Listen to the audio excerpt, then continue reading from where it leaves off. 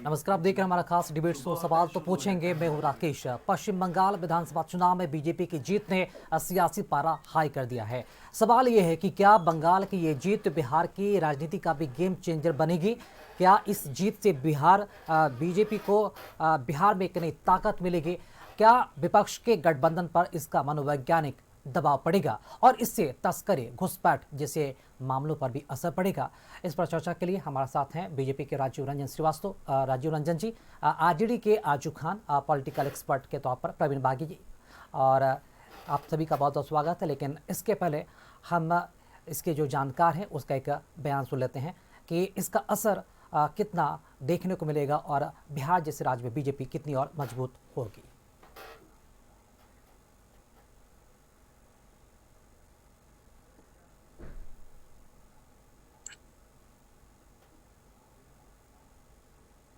तो चलिए एक पहला और महत्वपूर्ण सवाल हम पूछ लेते हैं। प्रवीण बागी जी हमारे साथ जुड़े हुए हैं पॉलिटिकल एक्सपर्ट के तौर पर। प्रवीण बागी जी, पश्चिम बंगाल में बीजेपी की जीत या इस प्रदर्शन के बारे में अगर बात की जाए तो क्या ये सिर्फ एक राज्य की राजनीति मानी जाए या फिर इसका जो असर है पूर्वी भारत पर, पूरे पूर्वी भारत पर देखने को मिलेगा? पूरे पूर्वी भारत पर नहीं, पूरे देश में इसका असर दिखेगा, क्योंकि बंगाल एक प्रतीक था। वो विपक्ष का एक मजबूत मोर्चा था बंगाल। ममता बनर्जी बहुत जुझारू और ओजपूर्ण नेता रही हैं और विपक्ष की एक महत्वपूर्ण धुरी भी रही है। कांग्रेस के साथ उनके मतभेद रहे हैं, इसलिए वो कभी कांग्रेस के गठबंधन में शामिल हो जाती हैं, कभी अलग हो जाती हैं। तो ये विपक्ष का जो गठबंधन है उसकी अंदरूनी समस्या है। मगर ये है कि पिछले 3 साल 3 बार से वो मुख्यमंत्री रही है बंगाल के और बहुत मजबूती से उन्होंने शासन चलाया। तो उस सरकार का अंत होना, यानी विपक्ष के एक मजबूत किले का ढह जाना, ये जहां विपक्षी जो कार्यकर्ता हैं राजनीतिक दलों के, अलग अलग राजनीतिक दलों के, उनके मनोबल को प्रभावित करेगा। और जो भाजपा के कार्यकर्ता हैं पूरे देश में, उनका मनोबल हाई होगा इससे कि एक मजबूत गढ़ हमने जीत लिया है। तो स्वाभाविक है ये असर पड़ता है। लोगों पर भी, आम आदमी पर भी इसका असर पड़ेगा कि इतनी मजबूत सरकार वहाँ हार गई, अलोकप्रिय हो गई, इसलिए वो हार गई। तो और सरकारों को ये इससे सीखने का मौका मिलेगा। सरकारें कितना सीखेंगी ये अलग बात है, मगर उनके लिए एक चेतावनी भी है कि आप चाहे कितने ही मजबूत न के हों, मगर जनता की उम्मीदों पर अगर आप खरे नहीं उठते और जनता की उम्मीदों के खिलाफ आप जाकर काम करते हैं, राज्य में आपके भ्रष्टाचार है, अपराध है, उस सब पर काबू नहीं पा रहे हैं, राज्य का विकास नहीं हो रहा है, लोगों को रोजगार नहीं मिल रहा है, तो वो सरकार टिकाऊ नहीं हो सकती। उस सरकार को जाना ही होगा।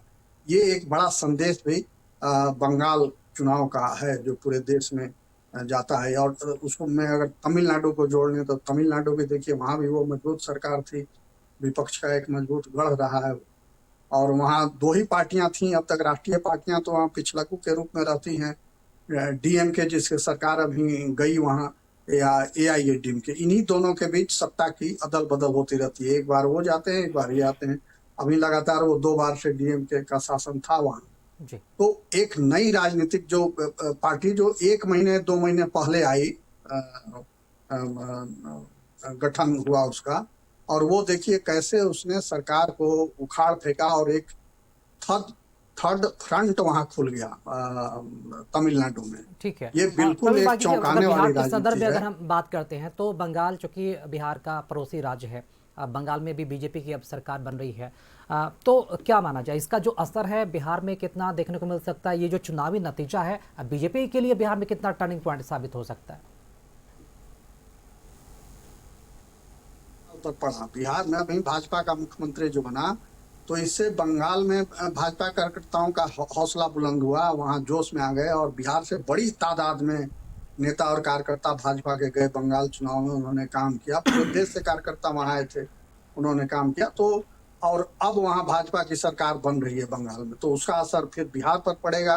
बिहार के कार्यकर्ताओं का मनोबल ऊंचा होगा और यहाँ भी सरकार जो बनी है, जो जिसके मुख्यमंत्री सम्राट चौधरी बने हैं, उनके लिए एक चेतावनी भरा संदेश भी छिपा है बंगाल के चुनाव में कि अगर वो उन्होंने जन उम्मीदों पर खरे नहीं उतरते हैं, जनता की अपेक्षाओं को पूरी नहीं करते हैं, तो वो सरकार खतरे में पड़ सकती है। तो उनको अच्छा काम करने की प्रेरणा मिलेगी और कार्यकर्ता उत्साहित होंगे, ये असर है यहाँ बिहार में।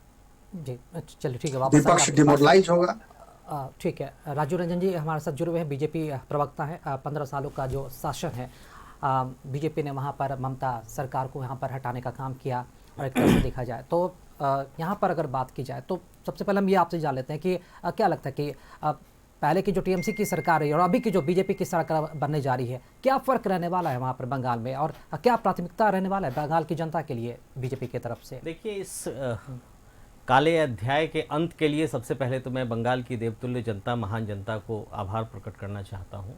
साथ ही आभार प्रकट करना चाहता हूँ हमारे तमाम उन समर्पित कार्यकर्ताओं का जिनकी वजह से आज ये दिन देखने को मिला है। इस बंग के जंग में जो हमने जीत हासिल की है, इसका श्रेय मैं कार्यकर्ताओं को देता हूं और खासकर महिलाओं को देता हूं। अब रही बात टीएमसी के शासन में जो दुर्व्यवस्थाएं थीं, जो भ्रष्टाचार का आलम था, जो कानून व्यवस्था की गिरती स्थिति थी, इन सबों से परे भारतीय जनता पार्टी के नेतृत्व में जो नई सरकार बनेगी वो मजबूत और अस्थायी सरकार होगी। यहाँ केंद्र की योजनाओं का लाभ दिलाया जाएगा। पुरानी सरकार में क्या था, ममता दीदी केंद्र की योजनाओं को मानती नहीं थी, केंद्र की योजनाओं को लागू करने में उनको पेट में दर्द होता था, और अब तो कह रही कि हम मुख्यमंत्री पद भी नहीं छोड़ेंगे। भाई क्यों नहीं छोड़ेंगे, एक दिन और रहने का मन है मुख्यमंत्री। आज का जो उनका प्रेस कॉन्फ्रेंस है, उनका कहना है कि हम मुख्यमंत्री पद नहीं छोड़ेंगे, तो मत छोड़िए भाई, एक दिन और रह लीजिए, क्या फर्क पड़ जाएगा। 9 तारीख को नई सरकार आएगी, नई सुबह आएगी, नई ताजगी लाएगी, और बंगाल की जनता, बंगाल की महान जनता चैन की सांस लेगी। एक ही वजह नहीं रहा ममता की सरकार जाने का। ममता दीदी की सरकार, आपको मैं बताऊं, जानकर आश्चर्य लगेगा, ममता दीदी जिस गली में रहती हैं उस गली के लोगों का जीना दुश्वार है। आप भवानीपुर की जनता से पता करवा लें, सर्वे करवा लें कि जिस गली में वो रहती हैं वो अपने निजी आवास में रहती हैं, और उस गली के लोगों को, वहाँ के स्थानीय लोगों ने ये बताया हम लोगों को बंगाल में कि उस गली के लोगों को पास इशू होता है अपने घर में जाने के लिए। तो इतना चरम पे जो इन्होंने बिल्कुल वो गड़बड़ी की है, देखा है। लेकिन कई सारे ऐसे मुद्दे थे जिन मुद्दों को सामने लाकर, पटल पर लाकर, जैसे घुसपैठिया का मुद्दा, रोहिंग्या, बांग्लादेशी, कई सारे ऐसे मुद्दे हैं जिन मुद्दों को लेकर भी आप जनता के बीच गए, और शायद जनता ने आशीर्वाद दिया, और उसी के बल पर आपकी वहां पर सरकार भी बनी है। एक तो वजह मतलब कि घुसपैठ ये बहुत बड़ी चुनौती होगी आपके लिए, कैसे रोकेंगे इसे? क्योंकि अमित शाह ने भी कहा था कि बंगाल में सरकार बनती है, तो इस सबसे पहले इसे रोकने का काम करेंगे। घुसपैठियों को सबक सिखाने का काम तो केंद्र सरकार शुरू कर चुकी है, और आपने देखा है कि कितने लोगों को हटाया गया है वोटर लिस्ट से, और उनको ये किया गया है। क्यों किया गया है भाई? आप यहाँ के हो नहीं, क्यों घुसे हुए रहोगे? जो भारत के नागरिक हैं, कोई ऐसा भारत का नागरिक है, कलकत्ता का नागरिक है जिसका नाम काटा गया हो या हटाया गया हो?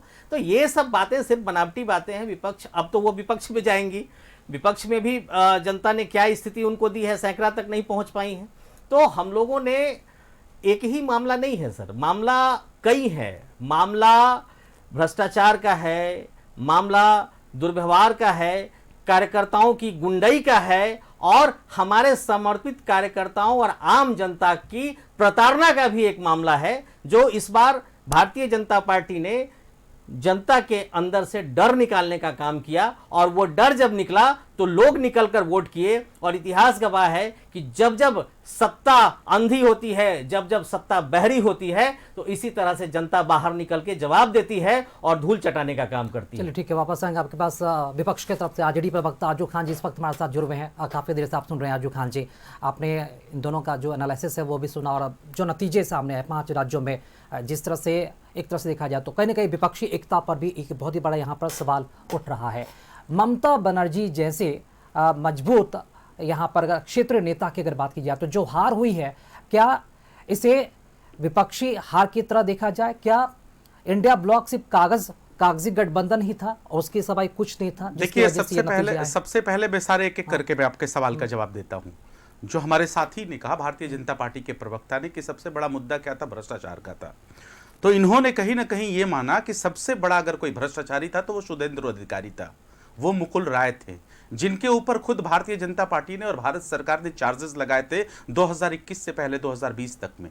और वो चार्जेस लगाने के बाद नारदा सारदा सुधेंदु अधिकारी, नारदा आपने सुना होगा, नारदा सारदा घोटाला, उसमें सबसे बड़े एक्यूज के नाम पे थे सुधेंदु अधिकारी और उसके बाद मुकुल राय, और ये इन लोगों के पास दर्जनों मंत्रालय थे।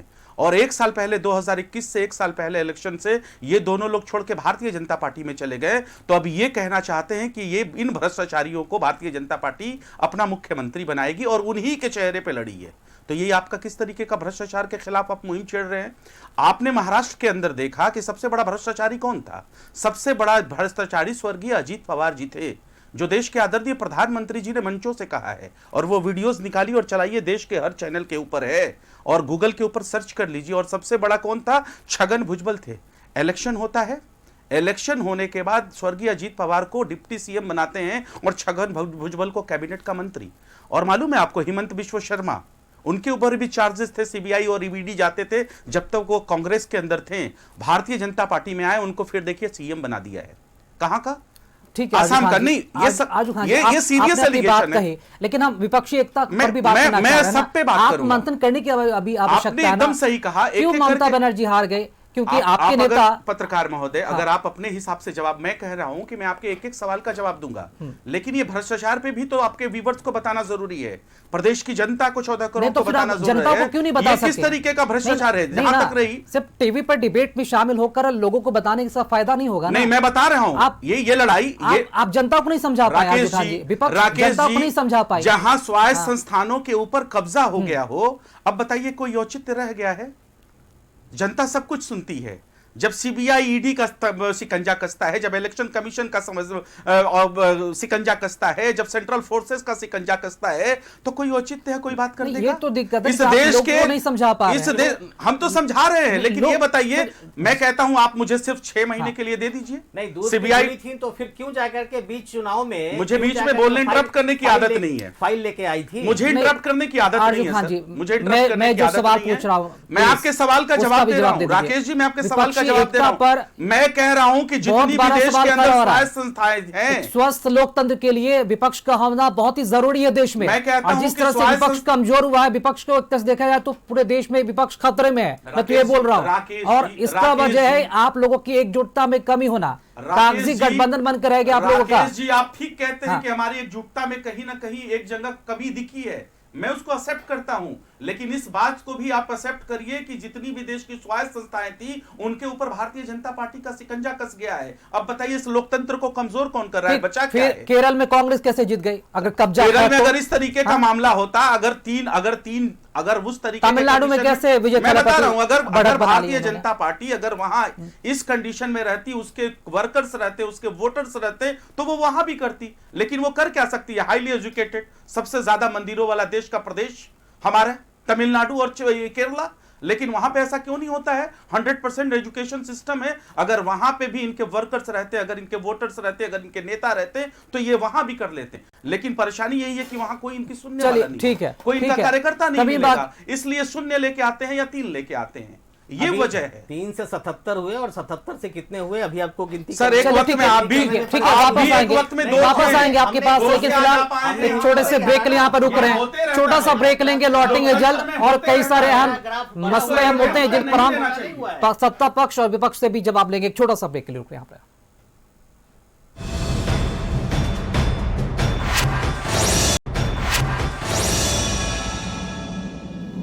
तो चलिए एक बार फिर से स्वागत करते हैं आप सभी का। सवाल तो पूछेंगे, और अब से कुछ देर पहले हमने आपको दिखाया कि बिहार की राजनीति में एक बार फिर से जो नाम बदलने का जो ट्रेंड है वो शुरू हो चुका है, क्योंकि इस वक्त हमारे साथ कुछ खास मेहमान भी हमारे साथ जुड़े हुए हैं। बीजेपी, आरजेडी और पॉलिटिकल एक्सपर्ट के तौर पर हमारे साथ मौजूद है।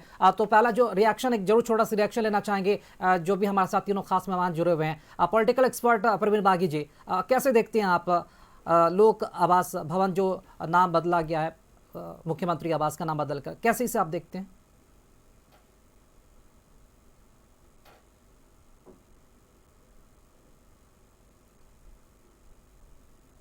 चलिए थोड़ी देर में जुड़ेंगे, लेकिन चलिए आरुजु खान जी आप ही से लेते हैं बयान, क्या कहेंगे? बड़ी बात है कि 20 सालों से, 2 दशकों से, 20 सालों से आप शासन सत्ता आप ही का था। आप 2 बार डिप्टी सीएम रहे और कहते हैं अपने आप को कि बहुत मजबूत सरकार है। आप नाम जरूर बदल रहे हैं, लेकिन बिहारियों के हालात क्यों नहीं बदल रहे हैं? सबसे बड़ा सवाल ये है, आप देख लीजिए हेल्थ के सेक्टर में हो या फिर एजुकेशन के सेक्टर में हो, पूरे देश में सबसे पिछड़े पायदान पे है। प्रति व्यक्ति आय जो बिहारियों की है वो सबसे पिछड़े पायदान पे है। नीति आयोग की रिपोर्ट देख लीजिए, कहता है कि स्पेशल स्टेटस के साथ स्पेशल के पैकेज मिलना चाहिए। सबसे ज्यादा पलायन करने वाला देश में अगर कोई प्रदेश है तो वो बिहार प्रदेश है। मुझे कोई आपत्ति नहीं है, आप जरूर नाम बदलिए, लेकिन मेरी आर्ग्यूमेंट है, मेरी गुजारिश है विपक्षी पार्टी के नाते, प्रवक्ता के नाते, कि बिहार प्रदेश के हालात भी बदल जाए। वो हालात बदलते हुए नहीं नजर आते। राजू रंजन जी, देखिए अव्वल तो जरूरी था जी, अव्वल तो ये एक अने मार्ग कोई नाम नहीं था, एक अने सड़क का है और एक जो है वो नंबर था उसका। इसको पहली बार नामित किया गया है, यूं कह लें, क्योंकि वो अने मार्ग है और उसका एक नंबर का वो क्वार्टर था, तो वही एक अने मार्ग वो था, जो मेरी जानकारी है। तो पहली बार इसको नामित किया गया है और सेवा तो हमारी सरकार कर ही रही है। हमारे तो प्रधानमंत्री अपने आप को प्रधान सेवक कहते हैं। पहली बार नामकरण किया गया है इसका। प्रवीण बागी जी हमारे साथ जुड़े हैं, पॉलिटिकल एक्सपर्ट। प्रवीण बागी जी, बड़ी खबर बिहार की राजनीति से आ रही है। मुख्यमंत्री आवास का जो कार्यालय है, यूं कह लीजिए उनका जो आवास है, एक अन्य मार्ग का नाम बदलकर लोक सेवक का आवास कर दिया गया है। और हमने देखा कि इसके पहले भी ट्रेंड बदलने का जो सिलसिला लगातार जारी है, एक बार फिर से नाम बदला गया है। क्या प्रतिक्रिया रहेगी इस पर आपकी? ये सब पॉलिटिकल लटके झटके हैं, उससे ज्यादा कुछ नहीं है। सरकार वही है, शासन वही है, अधिकारी वही हैं, तो उसमें बदल लाने की जरूरत है, उनकी मानसिकता बदलने की जरूरत है। राजभवन का नाम बदल के हाल ही में लोक भवन कर दिया गया। लोक भवन यानी आम आदमी का घर। तो आप जाइए, घुस जाइए तो घुसने देगा वहां कोई? गार्ड है तुरंत रोकेगा कि आपका अपॉइंटमेंट है, पास कहाँ है? तो ये सिर्फ एक जनता को दिखलाने के लिए कि हम बहुत कमिटेड हैं, आपकी सेवा के लिए यहाँ बैठे हुए हैं। जनता तो मालिक है, मालिक सड़कों पर घूम रही है, धूल खा रही है, और जो उसके नौकर हैं, जो सेवक होने का दावा कर रहे हैं, वो महलों में, शीश महल में बैठे हुए हैं। तो ये लोकतंत्र का परिहास है, इससे ज्यादा कुछ नहीं है, मैं मानता है। चलिए ठीक है, प्रवीण बागी जी वापस उसी डिबेट पर हम आते हैं। इस डिबेट पर हम चर्चा में आप सभी से हम लोग बातचीत कर रहे थे। एक अहम सवाल विपक्षी एकता पर भी उठ रहा है, क्योंकि विपक्ष शायद अपने आप में मंथन करना जरूरी नहीं समझ रहा है। शायद ये वजह कि विपक्ष का ये हश्र हो रहा है, सिर्फ एक राज्य नहीं, पूरे देश भर में लगभग। आप क्या मानते हैं, क्या इस वक्त जो भारत की राजनीति है बीजेपी बनाम बिकरा विपक्ष के तौर पर देखी जा रही है क्या? और क्या लगता है कि विपक्ष को वाकई में काम करने की जरूरत है? सिर्फ कागज पर, टेबल तक की क्या सीमित रह गया है विपक्ष? प्रवीण बागी मुझसे पूछ रहे हैं जी, प्रवीण बागी जी आपसे। देखिए, विपक्ष जो है वो 18वीं सदी की सोच रखता है। दुनिया बदल गई है, पूरा जनरेशन बदल गया है, लोगों की सोच बदल गई है, टेक्निक बदल गई है, उसके साथ विपक्ष नहीं बदल रहा है। यही सबसे मूल समस्या विपक्ष की है। अब आप मुद्दे वही उठा रहे हैं जो जनता जिसको सुनना नहीं चाहती, पसंद नहीं करती। हर चुनाव में ये सब मुद्दे जो अभी राजद के प्रतिनिधि कह रहे थे कि सब संवैधानिक संस्थाओं की स्वतंत्रता का हनन हो गया है, सब दबाव में काम कर रहे हैं, तो ये तो आप जब से मोदी जी आए हैं 14 से, तब से कह रहे हैं। उसके पहले जब कांग्रेस की सरकार थी तब विपक्ष ये मुद्दा उठाता था। तो आप मुद्दे तो हर चुनाव में उठा रहे हैं, मगर क्या जनता जो सरकार चुनती है वो आपकी बातों को स्वीकार कर रही है, आपकी बातों को सच मान रही है? रिजल्ट उसका परिणाम है। अगर आपकी बातों को सच मानती, जनता को लगता कि ये सही कह रहे हैं, ये अच्छे लोग हैं, तो आपको वोट मिलता। मगर वोट नहीं मिल रहे हैं विपक्ष को, तो इसकी वजह यही है कि वो जनता की नब्ज पकड़ने में नाकाम रही है। चलिए जवाब ले लेते हैं। अर्जुन खान जी, आप जानते हैं बागी जी से, और मतलब कि मंथन, आत्मंथन की बात हो रही है, विपक्षी एकता पर हम बात कर रहे हैं। नहीं, मैं इस चीज को कहता हूं कि कहीं ना कहीं विपक्षी एकता के अंदर कोई ना कोई कमी जरूर रह गई है, मैं इसको डिनाई नहीं कर रहा हूं, लेकिन ये हमारा वाजिब सवाल है। हम कनेक्ट भी होते हैं। अब देख लीजिए, बिहार प्रदेश के अंदर 1,90,00,000 वोट मिले और जिसको 85 लाख वोट मिले वो शासन और सत्ता के अंदर है, तो कनेक्टिविटी तो ये दिखाती है। लेकिन जिस प्रदेश के अंदर 2 EPIC के नंबर का मामला आया था तेजस्वी जी का, और भी बहुत सारे लोगों का मामला आया, इलेक्शन खत्म हो गया, उसके ऊपर फिर कोई चर्चा नहीं हुई। SIR पे आप देख लीजिए क्या क्या हुआ। SIR में अब जब सुप्रीम कोर्ट जब कह रही है कि 25 लाख 27 लाख बिहार बंगाल के अंदर लोगों के नाम कटे, इस बार आप इलेक्शन वोट दे लीजिए, अगले बार देखेंगे, ये मतलब क्या हो रहा है? ये सारी चीजें, ये ठीक है, ये सारी चीजें हैं। और मैं कह रहा हूं इलेक्शन कमीशन को अगर हम मिलना चाहते हैं, उनसे सवाल का जवाब तलब करना चाहते हैं, आप फिर आरोप लिखित में लगा कुछ रहे हैं। लेना मैं चाहते पूछ रहा हूं हैं। विपक्षी एकता पर आपको क्या काम मैंने करने तो की आपको जरूरत बता है? ही दिया कि हमारे अंदर जरूर कुछ ना कुछ कमियां हैं, मैं उसको डिनाई नहीं कर रहा हूं, लेकिन जो मैनेजमेंट है, जिस तरीके से स्वायत्त संस्थाओं के ऊपर कब्जा है, यह भी बात सही है। मैं इस चीज को भी कह रहा हूं, और ये चीजें विपक्ष के नाते कहीं गलत नहीं है, हकीकत में कह रहा हूं। सेंट्रल फोर्सेस ये देख चुनावी लीजिए, नतीजे मनोवैज्ञानिक रूप से दबाव बना रहे हैं आप लोगों के ऊपर, और आप बिहार एक में भी महिला खासतौर की- पर नहीं, क्षेत्रीय दल खतरे में, आपको ऐसा लग रहा है ना? देखिए, मैं तो कहता हूं कि इस देश का लोकतंत्र खतरे में है। क्षेत्रीय दल तो छोड़ दीजिए, देश से कोई भी दल बनता है। जब इस देश के अंदर आज टीवी चैनल्स के ऊपर बैठ के सिर्फ अब हिंदू, सनातन और ध्रुवीकरण की बात करेंगे, विकास की कोई चर्चा नहीं होगी, गाय की बातें होंगी, सुअर की बातें होंगी, मिथुन की बातें होंगी, मछली की बातें होंगी, विकास के जब मुद्दे पूरे देश के अंदर चुनावी रैलियों से गायब हो जाएंगे, तो मुझे तो लगता है कि इस देश में लोकतंत्र खतरा में है, और इसका खामियाजा सबको भुगतना होगा, आपको भी, हमको भी। नकल आप दिखेंगे, नकल हम दिखेंगे, सिर्फ नफरत का बाजार दिखेगा। और हमने देखा है बंगाल के अंदर, जैसे ही कल इलेक्शन का रिजल्ट आया, जो कहते थे कि तृणमूल कांग्रेस के गुंडे कल भारतीय जनता पार्टी में वो कन्वर्ट हो गए। तो ये जो ध्रुवीकरण है ना, और जिस तरीके की बयानबाजी चल रही है, इससे देश के लोकतंत्र को ये तो खतरा है। स्वतंत्रता है ना, कोई भी किसी पार्टी में शामिल हो आप सकता है। स्वतंत्रता जरूर है, लेकिन स्वतंत्रता के आड़ के अंदर आप कोई भी चीजें नहीं कर सकते, क्राइम नहीं कर सकते हैं। कल क्राइम हुआ है, किसी महिला को मैंने देखा जो तृणमूल कांग्रेस की थी, उसको घेर के नारे लगाए जा रहे थे, ममता बनर्जी के घर के बाहर नारे लगाए जा रहे थे, आसनसोल में कुर्सियां तोड़ी जा रही थी, एक महिला के साथ बदतमीजी की जा रही थी। एक फोटो तो हमने देखा कि एक लड़के को ममता बनर्जी बना दिया गया है, उसको बेड़ियों से बांधा गया है और पीछे से उसको चप्पल मारा जा रहा है। आप करना क्या चाहते हैं? और क्या जय श्री राम का नारा, मतलब हिंदुत्व के आड़ में राजनीति आप कर रहे हैं? जय श्री राम का नारा लगा के किसी अबला नारी को मार दीजिएगा, भीड़ का सामूहिक हिस्सा बन के किसी एक आदमी का लिंचिंग कर दीजिएगा। राजू रंजन जी, देखिए, इनको ऐतराज, विपक्ष हार पचा पा रही है। इनको ऐतराज सनातन से है, गाय से है, एकदम नहीं। इनको बिल्कुल ऐतराज।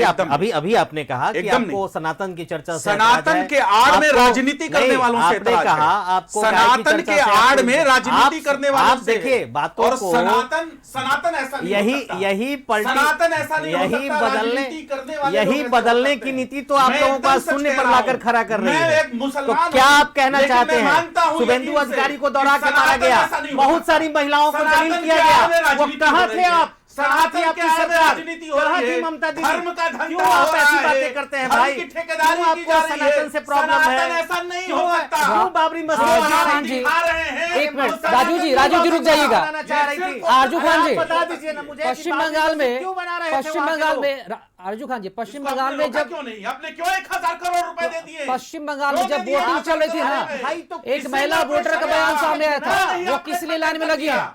उस महिला का ये कहना था कि हम अपनी इज्जत और अस्मत बचाने के लिए इस लाइन में लगे हुए हैं।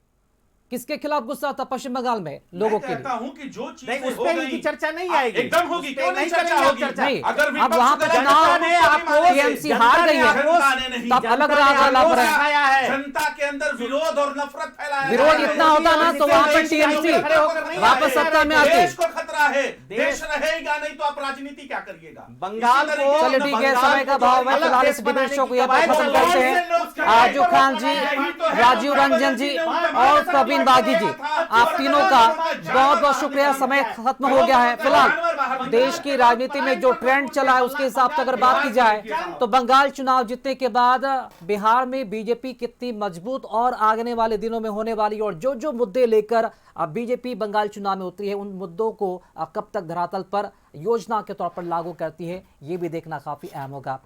बहुत बहुत शुक्रिया कार्यक्रम से जुड़े रहने के लिए, इस डिबेट शो से जुड़े रहने के लिए। और कशिश न्यूज़ पर खबरों और कार्यक्रमों का सिलसिला लगातार जारी है। देखते रहिए कशिश न्यूज़। नमस्कार।